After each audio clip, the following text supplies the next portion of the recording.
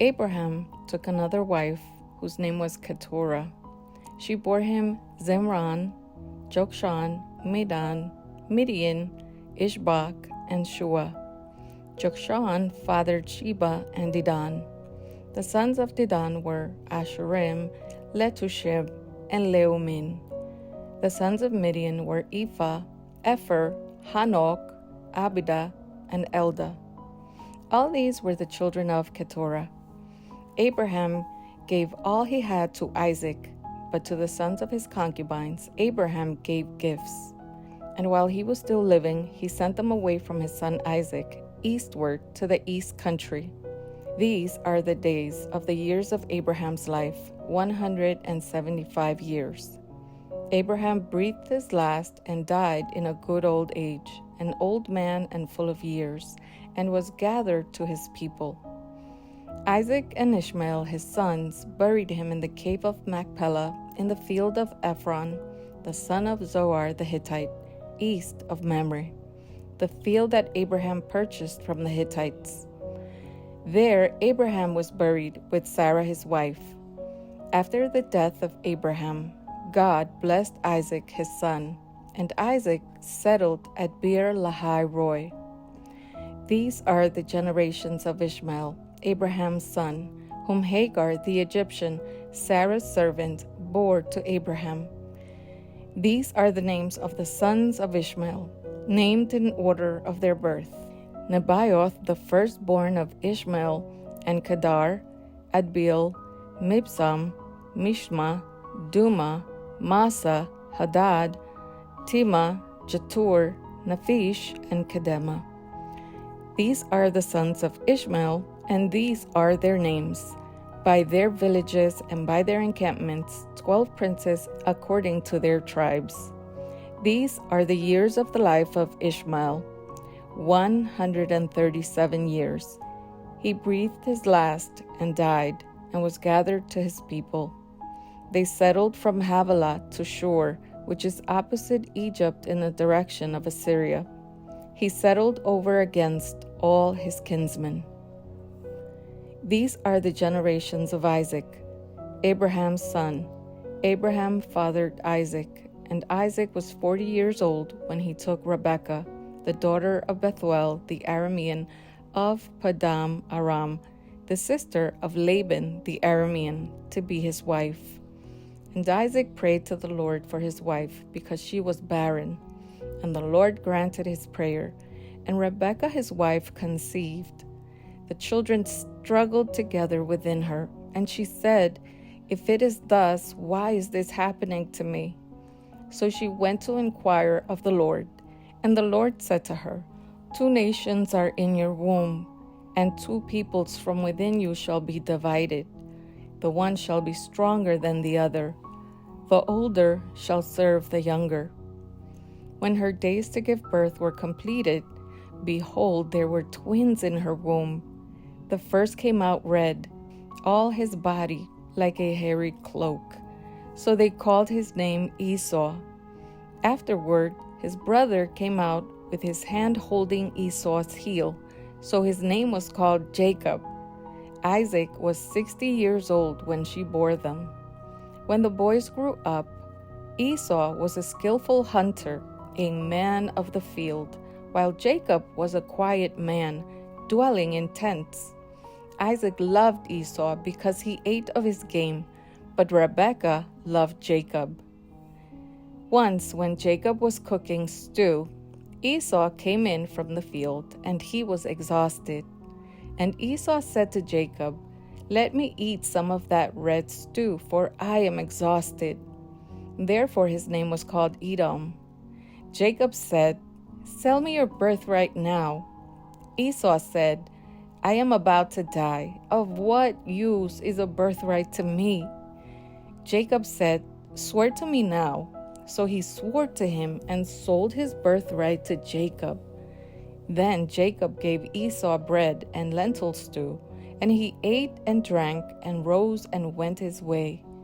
Thus Esau despised his birthright.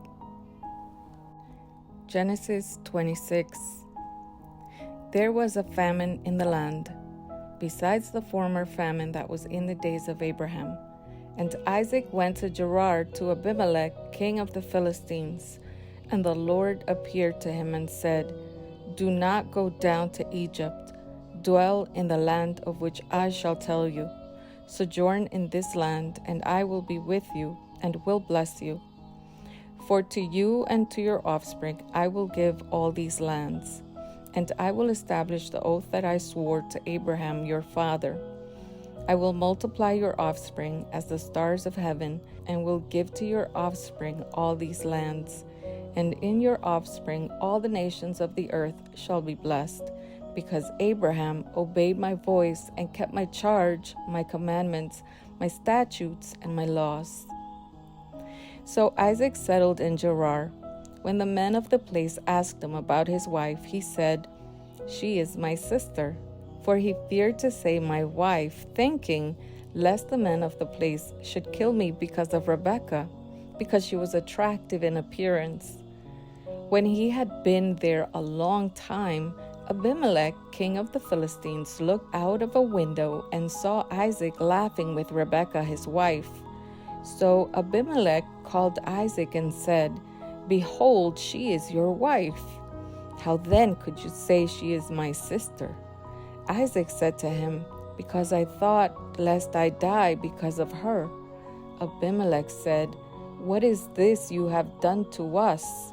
One of the people might easily have lain with your wife, and you would have brought guilt upon us." So Abimelech warned all the people, saying, "Whoever touches this man or his wife shall surely be put to death." And Isaac sowed in that land and reaped in the same year 100-fold. The Lord blessed him, and the man became rich and gained more and more until he became very wealthy. He had possessions of flocks and herds and many servants, so that the Philistines envied him. Now the Philistines had stopped and filled with earth all the wells that his father's servants had dug in the days of Abraham his father. And Abimelech said to Isaac, "Go away from us, for you are much mightier than we." So Isaac departed from there and encamped in the valley of Gerar and settled there. And Isaac dug again the wells of water that had been dug in the days of Abraham his father, which the Philistines had stopped after the death of Abraham. And he gave them the names that his father had given them. But when Isaac's servants dug in the valley and found there a well of spring water, the herdsmen of Gerar quarreled with Isaac's herdsmen, saying, "The water is ours."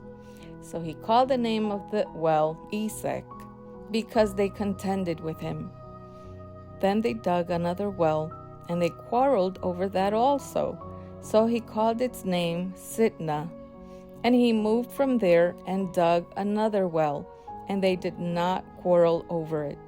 So he called its name Rehoboth, saying, "For now the Lord has made room for us, and he shall be fruitful in the land."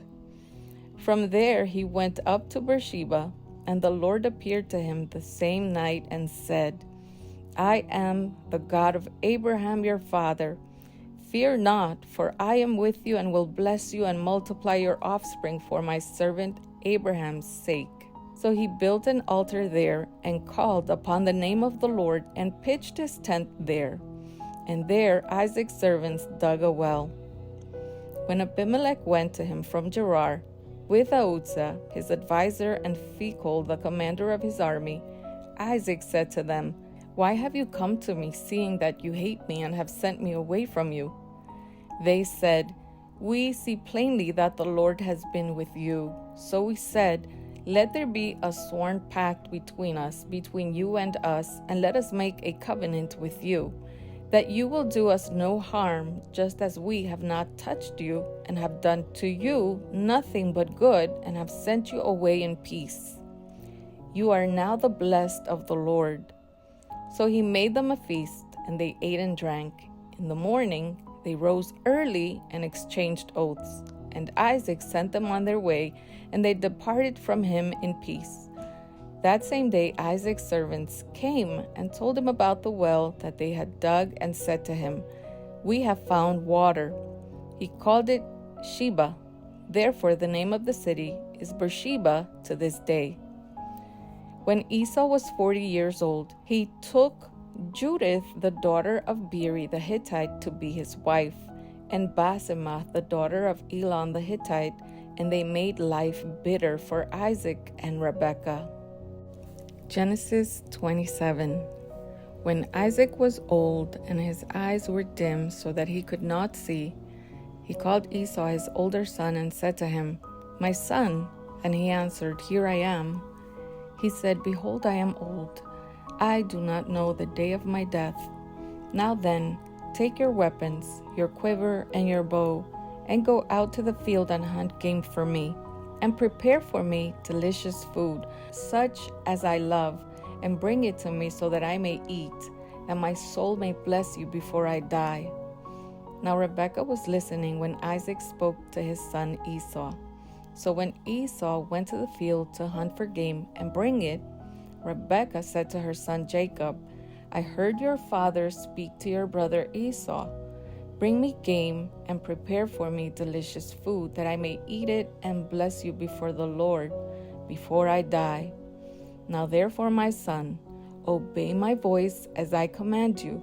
Go to the flock and bring me 2 good young goats, so that I may prepare from them delicious food for your father, such as he loves. And you shall bring it to your father to eat, so that he may bless you before he dies." But Jacob said to Rebekah his mother, "Behold, my brother Esau is a hairy man, and I am a smooth man. Perhaps my father will feel me, and I shall seem to be mocking him, and bring a curse upon myself and not a blessing." His mother said to him, "Let your curse be on me, my son. Only obey my voice, and go, bring them to me." So he went and took them and brought them to his mother, and his mother prepared delicious food, such as his father loved.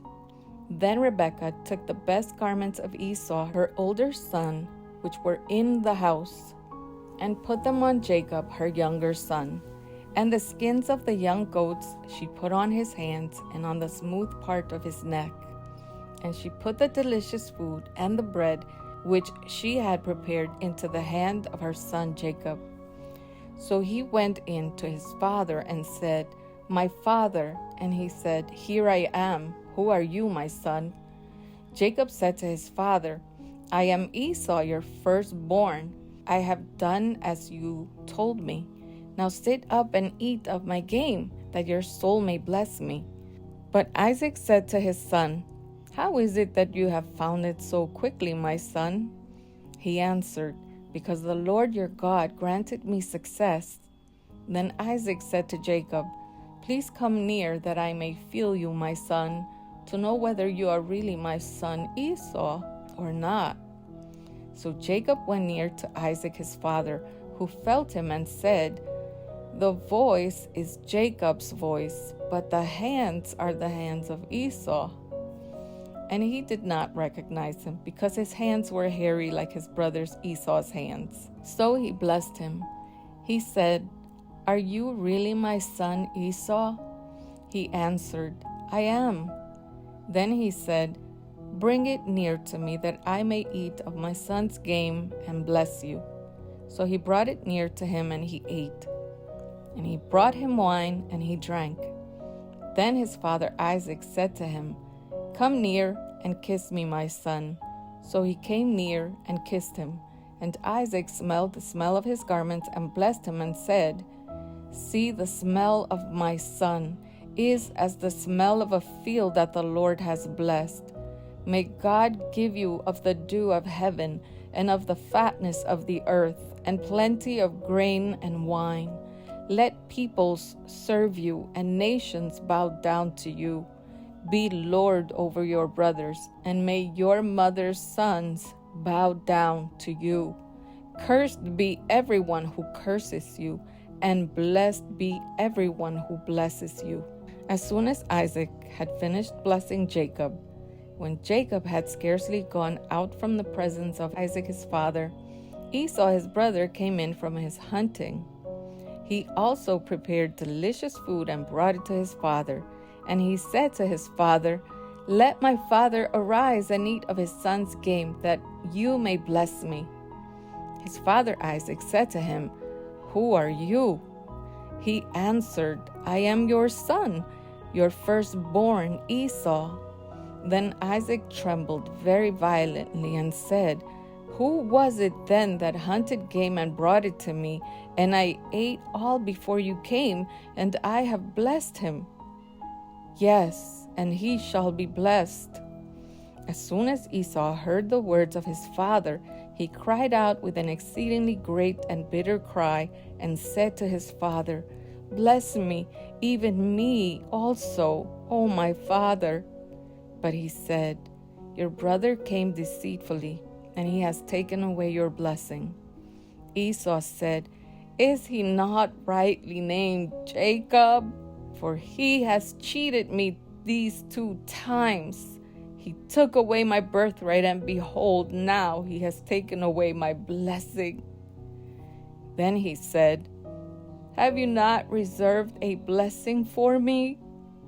Isaac answered and said to Esau, "Behold, I have made him lord over you, and all his brothers I have given to him for servants, and with grain and wine I have sustained him.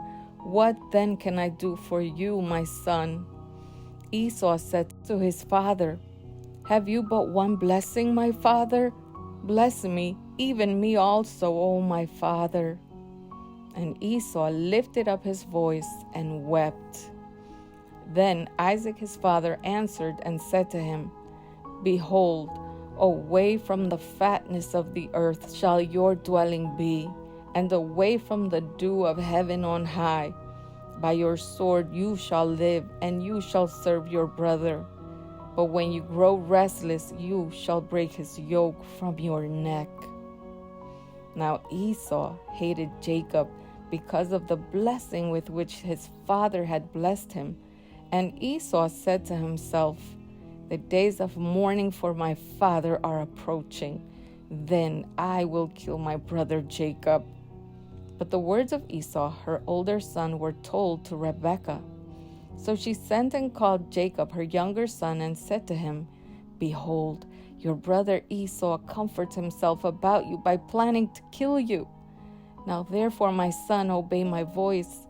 Arise, flee to Laban my brother in Haran, and stay with him a while, until your brother's fury turns away, until your brother's anger turns away from you, and he forgets what you have done to him.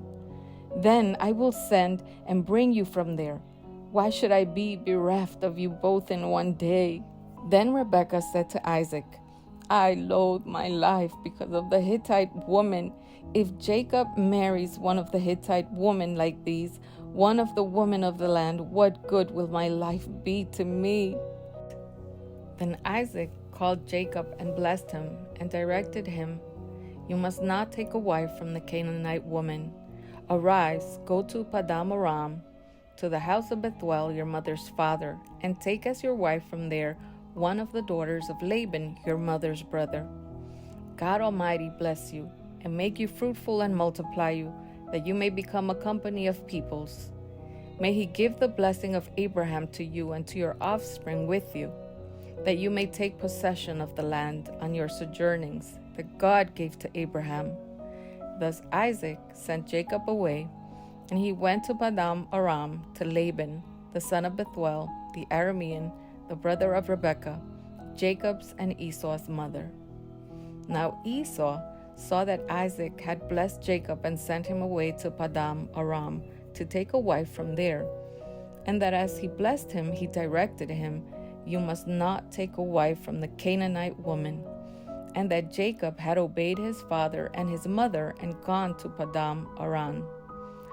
So when Esau saw that the Canaanite woman did not please Isaac his father, Esau went to Ishmael and took as his wife, besides the wives he had, Maalat, the daughter of Ishmael, Abraham's son, the sister of Nebaioth. Jacob left Beersheba and went toward Haran. And he came to a certain place and stayed there that night because the sun had set. Taking one of the stones of the place, he put it under his head and lay down in that place to sleep. And he dreamed, and behold, there was a ladder set up on the earth, and the top of it reached to heaven.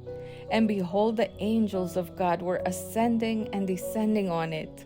And behold, the Lord stood above it and said, I am the Lord, the God of Abraham your father, and the God of Isaac.